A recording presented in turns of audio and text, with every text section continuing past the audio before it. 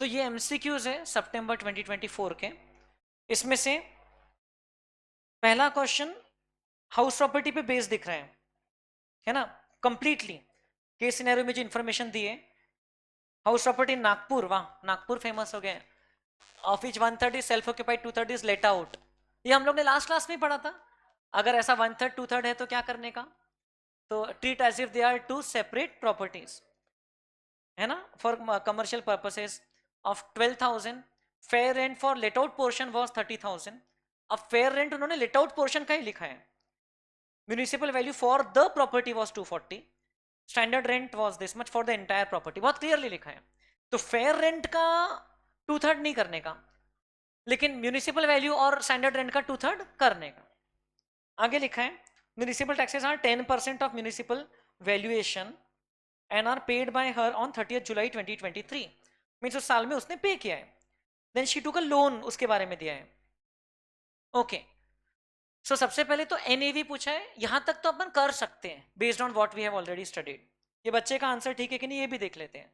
तो देखिए क्या है, 1/3 इज सेल्फ ऑक्यूपाइड, तो सेल्फ ऑक्यूपाइड का तो एनएवी 0 होता है।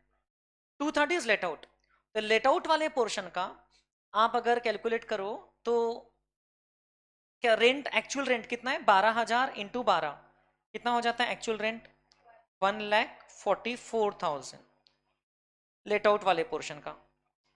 Then we have to calculate, compare it with reasonable expected rent. उसके लिए तीन चीजें देखते हैं हम लोग। म्यूनिसिपल, सॉरी पहले देख लो, fair rent, municipal value, standard rent. Now fair rent for let out portion is 30,000 per month. 30,000 into 12, 3,60,000, right? Municipal value for the whole property is 2,40,000. 240 into 2/3, 160, and standard rent is 3 lakh into 2/3, 2 lakh.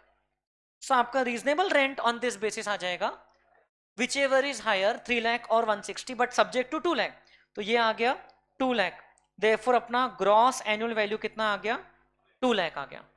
उसमें से हम लोग minus करेंगे municipal taxes paid, but in respect of that portion. अब municipal taxes are 10% of municipal value. वो property का municipal value कितना, 160। 160 का 10% ले लो, 16,000। यस, तो ये बच्चे का आंसर सही है।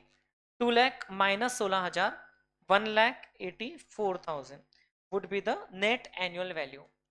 बिकॉज जो आपको खुशी हो रही, हाँ भाई 1 मार्क तो मिल गया, 2 मार्क तो मिल गए उसको। सो केस स्टडीज में मोस्टली 2-2 मार्क के रहते हैं एमसीक्यूज।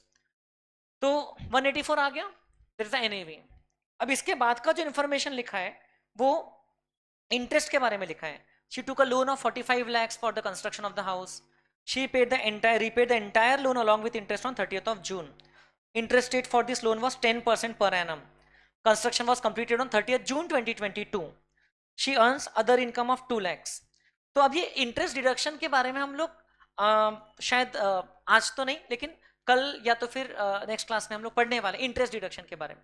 तो मैं आपको थोड़ा सा अभी एडवांस में बता करके कैलकुलेशन करके आंसर निकाल के दे दे रहा हूँ, जस्ट आ जाएगा आगे। तो इंटरेस्ट डिडक्शन का ऐसा होता है कि जिस साल प्रॉपर्टी का कंस्ट्रक्शन कंप्लीट हुआ, अभी जो मैं शॉर्ट में बताऊंगा पूरा नहीं समझेगा क्योंकि आपने पहले नहीं पढ़ा है, तो भी जितना समझ रहा है उतना कैच करना। प्रॉपर्टी का कंस्ट्रक्शन कब कंप्लीट हुआ वो देखते हैं। कंप्लीट हुआ ऑन 30th June 2022। तो हम लोग उसके पहले के पीरियड तक के, उसको हम लोग प्री कंस्ट्रक्शन पीरियड मान, उसके पहले के 31 मार्च तक के, मीन्स 1 अप्रैल 21 को लोन लिया था एंड 31 मार्च 22 उसके पहले का 31 मार्च है। तो यहां पर ये 12 महीने का पीरियड प्री कंस्ट्रक्शन पीरियड मानते हैं। प्री कंस्ट्रक्शन पीरियड का जो इंटरेस्ट होता है वो 1/5 करके पहले साल से मिलना शुरू होता है। प्री कंस्ट्रक्शन पीरियड का इंटरेस्ट कितना है, लोन कितने के लिया उसने, 45 lakhs। 45 लाख का 10% होता है 4,50,000। Now we are assuming she has not paid any principal portion from this date up to this date, and on this date 30 June she is repaying the entire loan along with interest. Fine. So उसका interest ये वाले period के लिए हो गया 4.5 लाख, उसका 1/5 मिलेगा इन are year, because हमारा ईयर उस प्रॉपर्टी का सेकेंड ईयर है ना, 22-23, 23-24, और 23-24 में 1423 से लेकर के 30 जून 23 तक के इंटरेस्ट और लगेगा ना, ये पीरियड का भी इंटरेस्ट एप्लीकेबल होगा। Current year interest 45 lakh into 10% for 3 months, 4.5 lakh का 1/4 कितना होता है, 1,12,500, ये पूरा लेने का है। और ये 4.5 लाख का डिवाइड बाय 5 लेने का है। डिवाइड बाय 5 कितना होता है, 19। 1,12,500 प्लस 19 कितना हुआ, 2,02,500। नाउ ये तो पूरी प्रॉपर्टी का हो गया, ये तो पूरी प्रॉपर्टी का हो गया। अब देखिए, she wishes to opt for default tax regime. Okay, तो डिफॉल्ट टैक्स रिजिम में सेल्फ ऑक्यूपाइड वाले पोर्शन के इंटरेस्ट का डिडक्शन नहीं मिलता, ये तो आपने पढ़ा हुआ है। सो 2,02,500 तो पूरी प्रॉपर्टी का हुआ, उसका 2/3 कीजिएगा, ये हमको मिलेगा लेट आउट वाले पोर्शन का इंटरेस्ट, 1,35,000 इज देयर। यस, ये है ऑप्शन में। बच्चे ने पहले डी लिख के क्रॉस किया है, फिर बी किया है, and that is the correct answer, बिल्कुल सही जवाब। तो प्री कंस्ट्रक्शन पीरियड का 1/5 और करंट ईयर का पूरा, लेकिन ये तो पूरी प्रॉपर्टी का है, तो पूरी प्रॉपर्टी का में से सिर्फ लेट आउट वाला पोर्शन, और क्योंकि बहुत क्लियरली लिखा है opt for default tax regime, तो सेल्फ ऑक्यूपाइड वाले पोर्शन में इंटरेस्ट नहीं मिलेगा। देखो 2,02,500 भी ऑप्शन में दिया हुआ है, लेकिन ये गलत आंसर है। 2,02,500, 1,12,500 भी दिया है, ये तो करंट ईयर का है। What about the pre construction period, तो वो ऐड करने के बाद इतना आ जाता है, मतलब आता तो 2,02,500 है, उसका 2/3, this is the correct answer, deduction इतना मिलेगा। तो और क्या पूछा है आपको, पूछा है टोटल इनकम, वेरी इजी। तो 184 minus 130, sorry 184 is our NAV, इसका 30% कितना होता है, 55,200, इतना माइनस करने का, और 1,35,000 माइनस करने का, तो लॉस आ जाएगा। तो कितना लॉस आ गया उसको, 6,200 का लॉस आया, loss from house property. But उसके पास में हाउस प्रॉपर्टी में तो लॉस है 6,200 का, उसके पास अदर इनकम 2 लाख है, but she is under the default tax regime. तो उस दिन आपको कमेंट किया था, डिफॉल्ट टैक्स रिजिम में she is not allowed to set off her loss from house property against any other head, तो वो 2 लाख रुपए ही उसकी इनकम रहेगी। बच्चे का आंसर यहां गलत हो गया, उसकी जो अदर इनकम है ना वो ही इनकम रहेगी, 6,200 माइनस करने के बाद नहीं रहेगी, वो भी ऑप्शन में है। वो लॉस कब अलाउड है इधर माइनस करने को, जब ओल्ड रिजिम में है, लेकिन ये केस में she is under the default tax regime, and that we will clearly understand in the chapter number 10 set off and carry forward. समझ में आ रही है, ऐसी बारीक बारीक चीजों पे पूछते हैं क्वेश्चन। 2-2 मार्क के 3 क्वेश्चन, ये 6 मार्क ले, कितना कम टाइम लगा अपने को। Then next question is related to again case study, इसमें आपको ऑनलाइन गेम्स भी दिया है, तो उसके ऊपर में बेस 3 MCQs है। टोटल इनकम पूछा है, कौन सी स्टेटमेंट करेक्ट है, these are based on the further chapters जो कि बाद में कर पाएंगे। Then question number 7, total income पूछा है, रेसिडेंशियल प्रॉपर्टीज देखते हैं, one of which is used by him and his family for residential purposes, both the houses are identical and their expected rent are also the same.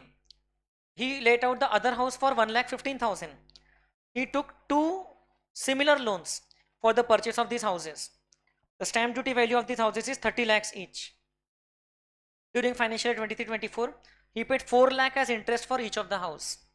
He did not have any other income or investment. He did not file his return within the due date. अब return अगर due date में file नहीं किया, मतलब वो default regime में फंस गया, ही कैन नॉट शिफ्ट आउट। अगर आपको डिफॉल्ट रिजिम से बाहर जाना है तो आपको ड्यू डेट की पहले इंटीमेशन देना पड़ता है, तो ये उन्होंने ऐसा बोला है। तो वो डिफॉल्ट रिजिम में है, तो उसको सेल्फ ऑक्यूपाइड प्रॉपर्टी वाले पोर्शन पे इंटरेस्ट का डिडक्शन नहीं मिलेगा, बराबर है, वो तो गया। अब जो लेट आउट वाला पोर्शन है उसका ही वैल्यू निकालेंगे, सिंपल सिंपल। कितना है देखिए, 1,15,000, 1,15,000 पर मंथ इंटू 12 कितना होता है, 13,80,000। This is the what is this is the gross annual value. Because ये क्वेश्चन में आपको रीजनेबल रेंट के बारे में कुछ लिखा है क्या? Expected rent municipal value are same लिखा है, स्टैम्प ड्यूटी वैल्यू लिखा है, इसका कुछ यूज नहीं होता है यहाँ पर। तो लोन्स लिया है उसने 1/4/2022 को और 4 लाख रुपए का इंटरेस्ट पे किया है, ठीक है, 13,80,000। अब 13,80,000 में क्या करेंगे हम लोग? -30% स्टैंडर्ड डिडक्शन, 30% माइनस करके बताइए कितना आता है?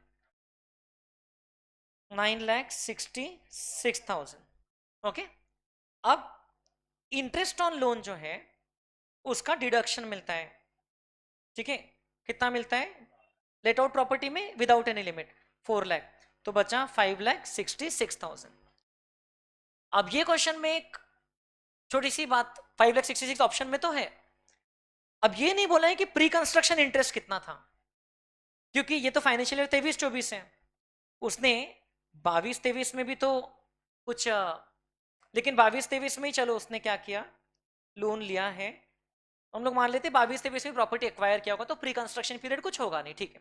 So we will go with 5,66,000 as the answer. This question is also based only on house property chapter with a small point that due date के बाद रिटर्न फाइल किया, therefore he can not opt out of the default tax regime. अगर due date के पहले करता था तो default tax regime से बाहर आ सकता था, तो जो सेल्फ ऑक्यूपाइड वाला पोर्शन है उसमें भी उसको अप टू 2 lakhs का डिडक्शन मिल जाता था, तो फिर in that case income would have been 3,66,000। लेकिन ड्यू डेट के बाद किया, समझ आ रहा है? ऐसा 2 मार्क का क्वेश्चन। 8 मार्क के एमसीक्यूज तो बन गए 15 में से already based on this. Then family pension के बारे में दिया है, ये चैप्टर नंबर 8 में इसका कैलकुलेशन। दैट्स ये कितने हो गए? 6 और 6 12, 12 13 14 15 हो गया, 15 मार्क्स का इनकम टैक्स हो गया। तो इनकम टैक्स में 3 मार्क्स के 3 एमसीक्यूज है दोनों के स्टडीज में, 3 इंटू 2 6, 6 + 6 12 हो गया। फिर उसके अलावा एक एमसीक्यू स्टैंड अलोन एमसीक्यू है, कितने मार्क्स का? 2 मार्क्स का, और एक एमसीक्यू 1 मार्क का, ऐसे करके 15 मार्क। ऐसा ही था लास्ट टाइम भी, और जीएसटी में भी अपेरेंटली ऐसा ही है, 3 एमसीक्यूज 2-2 मार्क के केस स्टडी बेस्ड, और एक सेट है 3 एमसीक्यूज का 2-2 मार्क का केस स्टडी बेस्ड, और एक एमसीक्यू 2 मार्क का, एक एमसीक्यू 1 मार्क का। So these are the MCQs. तो हम लोग ने 30 में से 8 मार्क के एमसीक्यू अभी कर लिया, which is reasonable as far as we have studied till now. Is that okay? चलिए।